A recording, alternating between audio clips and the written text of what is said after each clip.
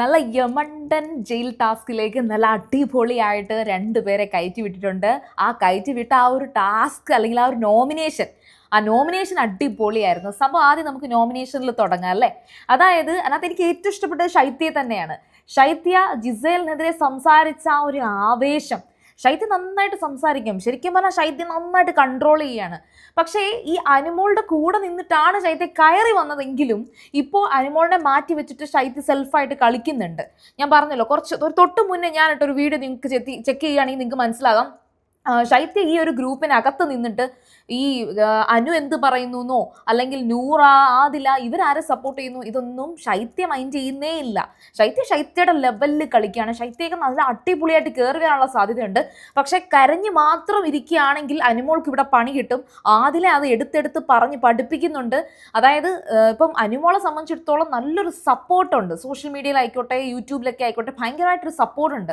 അത് ഈ പറയുന്ന കണക്ക് സീരിയൽ ഓഡിയൻസോ സ്റ്റാർ മാജിക് ഓഡിയൻസോ ഒന്നുമല്ല, ഒരുവിധം സാധാരണക്കാർക്കൊക്കെ അണ്ടർസ്റ്റാൻഡ് ചെയ്യാൻ പറ്റുന്ന ഒരു ക്യാരക്ടറാണ് അനുമോളുടേത്. ഞാൻ പറഞ്ഞല്ലോ, അനുമോൾ ഒരു ജെനുവിൻ ക്യാരക്ടറാണ്. ആ സത്യസന്ധമായിട്ടുള്ളൊരു സ്വഭാവം ഇഷ്ടപ്പെട്ട് ഒരുപാട് പേര് സപ്പോർട്ട് ചെയ്യും.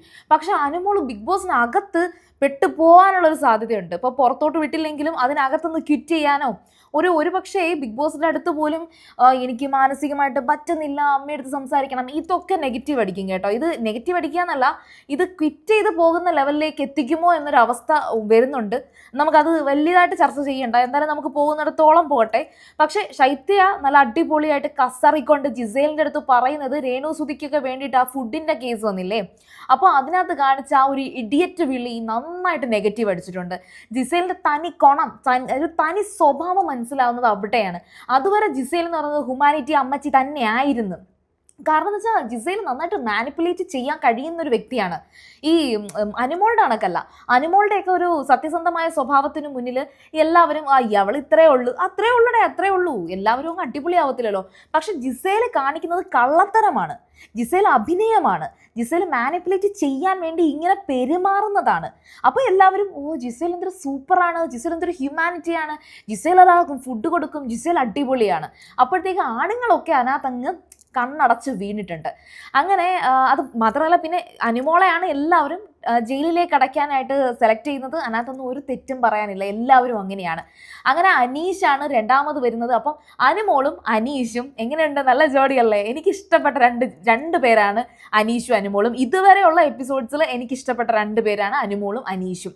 അത് നിങ്ങൾക്ക് വീഡിയോ കാണുമ്പോൾ നിങ്ങൾ PR എന്നൊക്കെ കിടന്ന് വിളിക്കാറുണ്ട്. പക്ഷെ മുന്നോട്ട് പോകുമ്പോൾ വേറെ വല്ല വൈൽഡ് കാർഡോ അല്ലെങ്കിൽ വേറെ നല്ല അടിപൊളി മത്സരാർത്ഥികളൊക്കെ വരുവാണെങ്കിൽ ഞാൻ അവരുടെ കൂടെ പോകും കേട്ടോ. അതൊന്നും എനിക്ക് ഒരു ഉറപ്പും പറയാൻ പറ്റത്തില്ല. ആരാണോ നന്നായിട്ട് കളിക്കുന്നത് അവരുടെ കൂടെ എന്തായാലും ഒരു സപ്പോർട്ട് എല്ലാവർക്കും കൊടുക്കാൻ സാധിക്കും. അപ്പം ഞാനും ഒരു പ്രേക്ഷകയാണ്, ഇപ്പം എനിക്കും സപ്പോർട്ട് പറയാം. എനിക്കും ഇഷ്ടപ്പെട്ട രണ്ട് പേരാണ്. കാരണം നല്ല തമാശയുണ്ട്. അപ്പം നെവിനും അങ്ങനെ തന്നെയാണ്. പക്ഷെ നെവിന് കുറച്ച് ക്രൂക്കഡ് ആയിട്ടുള്ളൊരു ക്യാരക്ടറുണ്ട്. അനുമോളെ സംബന്ധിച്ചിടത്തോളം അത്രയ്ക്കുള്ളൊരു ഒരു വക്രബുദ്ധിയൊന്നും അനുമോൾക്കില്ല. പിന്നെ അനീഷ് ഭയങ്കര ജെനുവിനാണ്. അനീഷിനെ ആദ്യം വന്ന കണക്കിയല്ല. ആദ്യം വന്നപ്പോഴും എനിക്കറിയായിരുന്നു അനീഷിൻ്റെ ഒരു റൂട്ട് ഒരു സാധാരണ ലൈൻ ആയിരിക്കും എന്നുള്ളത്. അത് അഭിനയമാണോ എന്നായിരുന്നു. പക്ഷെ അത് അഭിനയമല്ല. ഇനി രണ്ടുപേരും ജയിലിനകത്ത്, രണ്ടുപേരും നല്ല തമാശയായിട്ടുണ്ട്. ശരിക്കും പറഞ്ഞാൽ രണ്ടെണ്ണത്തിനെ ശിക്ഷിക്കാൻ വേണ്ടിയിട്ടാണ് മറ്റുള്ളവന്മാരെല്ലാവരും പിടിച്ച് ജയിലിലിട്ടത്. കഴിഞ്ഞ ആഴ്ചത്തെ ജയിൽ ടാസ്ക് ഓർമ്മയുണ്ടോ? ജിസേലും ഒനീലും കൂടെ അവിടെ ഇരുന്ന് ക്ലോക്കിലെ ടൈമൊക്കെ എണ്ണി പഴുത്തു പോയി കേട്ടോ, സമയം നോക്കി. പക്ഷെ ഇത്തവണ നല്ല കളർഫുള്ളാണ്. അതെ, നല്ല കളർഫുൾ ആയിട്ടുള്ള കുറച്ച് സ്റ്റിക്കി നോട്ട്സുകളും അതിനകത്ത് ലേലു അല്ലു എന്നെ തുറന്നു വിടൂ എന്ന് പറഞ്ഞിട്ട് എഴുതി നിറയ്ക്കാൻ വേണ്ടിയിട്ടാണ് എഴുത്തുകാരനായിട്ടുള്ള അനീഷിനെ സംബന്ധിച്ചിടത്തോളം ഇത് ഏറ്റവും ഈസിയസ്റ്റ് ആയിട്ടുള്ള ഒരു ടാസ്ക് ആണ്. ശരിക്കും പറഞ്ഞാൽ ഇത് കാണുന്ന ഉടനെ നമ്മുടെ ജിസേലൊക്കെ പറയാൻ പോകുന്നൊരു കാര്യം, അവർക്കൊക്കെ ഈസി ടാസ്ക്, എന്നോട് ബിഗ് ബോസിന് ഇഷ്ടമില്ല, എനിക്ക് വലിയ പാടുള്ള ടാസ്കേ ബിഗ് ബോസ് തരൂ എന്നൊക്കെ പറയും. പിന്നെ അനുമോൾക്കും ഐ തിങ്ക് അനുമോളും ഇത് നന്നായിട്ട് എൻജോയ് ചെയ്യും. പക്ഷേ അതിലും വലിയൊരു കോമഡി എന്ന് പറയുന്നത് രണ്ടുപേരും ജയിലിൽ കിടക്കുമ്പോഴത്തേക്കും മറ്റുള്ള എല്ലാവരും വന്ന് അവിടെ കുറച്ച് ഫണ്ണൊക്കെ ക്രിയേറ്റ് ചെയ്യുന്നുണ്ട്. എസ്പെഷ്യലി നമ്മുടെ അനീഷിൻ്റെ ഏറ്റവും നല്ല കപ്പിളായിട്ടുള്ള ഷാനവാസ്. അത് ഷാനവാസും അനീഷും തമ്മിലുള്ള ഒരു കോംബോ സോഷ്യൽ മീഡിയയിൽ ഭയങ്കര വൈറലാക്കുന്നുണ്ടെങ്കിലും എനിക്ക് അത് അത്ര വലിയൊരു വർക്കൗട്ട് ആവുന്ന കോംബോ ആയിട്ട് ഫീൽ ചെയ്യുന്നില്ല.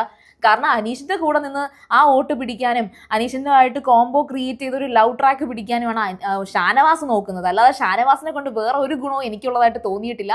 ഏതായാലും ശരി, അനീഷ് ഈ എഴുതിയ ലേലു അല്ലു വായിപ്പിക്കുമ്പം മറ്റേ കോടന്നൂരൊക്കെ ഇരുന്ന് വായിക്കുന്നുണ്ട്. ഉടനെ അനീഷ് പറയുന്ന ഡയലോഗുകളാണ്, നീ എൻ്റെ കൈ കൊണ്ട് ചാവും കേട്ടോ എന്നും പറഞ്ഞിട്ടുള്ള ഒരു ഡയലോഗ്. അതുപോലെ തന്നെ അക്ബർ വന്നിട്ട് കുറെ കളിയാക്കുന്നുണ്ട്, ഷാനവാസ് അനുമോളെയും കുറേ കളിയാക്കുന്നുണ്ട്. അങ്ങനെ കുറേ സീനുകൾ വരാനുണ്ട്.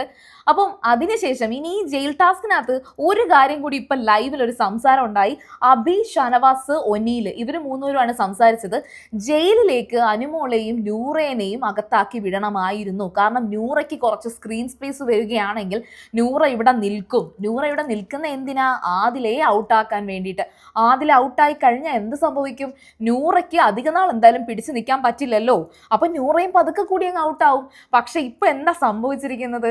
അനീഷിനും, അതായത് ഈ ഒരു ബിഗ് ബോസ് സീസൺ 7 ഏറ്റവും ബെസ്റ്റ് ആയിട്ടുള്ള നല്ല 2 മത്സരാർത്ഥികളായിട്ടുള്ള അനീഷും അതുപോലെ അനുമോളും, ഇവർ രണ്ടുപേരും ഏറ്റവും നല്ല സ്ക്രീൻ സ്പേസ് കിട്ടാൻ പോകുന്ന നല്ല ഫണ്ണി ആയിട്ടുള്ള ഒരു ലെവലിലേക്ക്, നല്ലൊരു ലെവലിലേക്ക് എത്താൻ ഈ ഒരു ടാസ്ക് മതിയാകും. അപ്പൊ എനിക്ക് ഷുവറായിട്ട് പറയാൻ സാധിക്കും, ഇവർക്ക് രണ്ടുപേർക്കും ഇപ്പോൾ ഉള്ളതിനെക്കാട്ടി കുറച്ചും കൂടിയൊക്കെ ഇമ്പാക്റ്റ് ഈ ഒരു ടാസ്കിന് ശേഷം ഉണ്ടാക്കിയെടുക്കാൻ സാധിക്കും. ഓഫ് കോഴ്സ് ഇവർക്ക് രണ്ടുപേർക്കും നല്ലൊരു ഫാൻസും ക്രിയേറ്റ് ചെയ്യാൻ സാധിക്കും. ഏതായാലും നമുക്ക് ശൈത്യം നോക്കി വെച്ചേക്കുക. കാരണം ശൈത്യ അത്ര ചില്ലറക്കാരിയല്ല. നമുക്ക് നോക്കാം, ഇനി അങ്ങോട്ട് വരുമ്പോഴത്തേക്കും ചിലപ്പോൾ അനുമോളെക്കാട്ടിയും കൂടുതൽ ഫാൻസും അനുമോളെക്കാട്ടിയും കൂടുതൽ സപ്പോർട്ടും ഒക്കെ ശൈത്യക്ക് വരാനുള്ള സാധ്യത കാണുന്നുണ്ട്. അപ്പോൾ സീരിയൽ ഗ്രാൻഡ്മ ആദ്യമായിട്ടാണ് നിങ്ങൾ കാണുന്നതെങ്കിൽ ഉറപ്പായിട്ടും ചാനൽ സബ്സ്ക്രൈബ് ചെയ്യുക. അതുപോലെ വീഡിയോ ഇഷ്ടപ്പെട്ടാൽ ലൈക്ക് ചെയ്യുക, കമൻറ്റ് ചെയ്യുക, ഷെയർ ചെയ്യുക. അപ്പോൾ ഞാൻ പോയി വരാം. ബൈ.